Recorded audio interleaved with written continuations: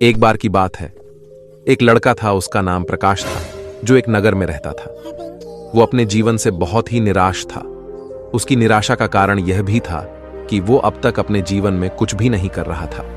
उसके माता पिता उसे ताने मारते थे कि तुम्हारे सभी मित्र कुछ न कुछ कर रहे हैं, लेकिन तुम अभी भी घर पर बैठे हो। दोस्तों के बीच भी अक्सर उसका मजाक उड़ाया जाता था। वो कहीं जाता तो लोग उससे पूछते कि तुम क्या कर रहे हो।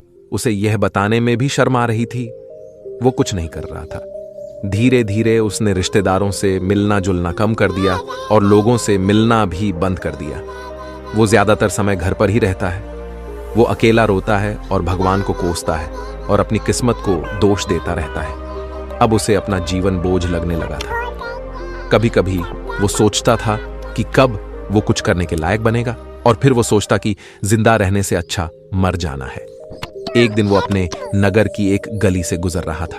तभी उसने देखा कि एक उपदेशक दुख और परेशानियों पर उपदेश दे रहा है। वो भी उसी भीड़ में सबसे पीछे बैठ गया और गुरु के प्रवचन को सुनने लगा। गुरु कह रहे थे कि दुख एक शिक्षक की तरह है जो हमें जीवन की सच्चाई दिखाता है और हमें जीने का सही तरीका सिखाता है।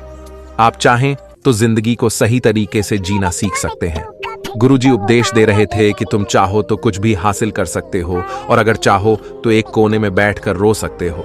इन सभी बातों को प्रकाश ध्यान से सुन रहा था, लेकिन शिक्षक की यह बातें उसे पसंद नहीं आई।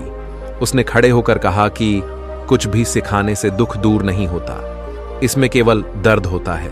दुख की पीड़ा अनंत है। ऐसा लगता है कि इसके बाद कुछ होने वाला नहीं है। इससे कुछ भी फर्क नहीं पड़ता है। इसके सामने तो मौत भी छोटी लगती है। गुरु ने कहा, फिर तुम्हारा दुख क्या है? प्रकाश ने उसके सामने अपनी सारी बातें सुनाई और पूछा, मेरे दुख का कोई उपाय है आपके पास? ये सुनकर गुरु मुस्कुराए और बोले, तुम उस दिन मेरे पास आना जब तुम्हारे जीवन में वास्तविक दर्द हो। मैं तुम्हारी समस्या का समाधान अवश्य करूंगा। ये कहकर गुरु वहां से चले गए। प्रकाश ने सोचा कि कहीं मेरा दुख नकली तो नहीं है। क्या मैं जिस दर्द से गुजर रहा हूं वो नकली है? मेरा दुख कोई नहीं समझ सकता।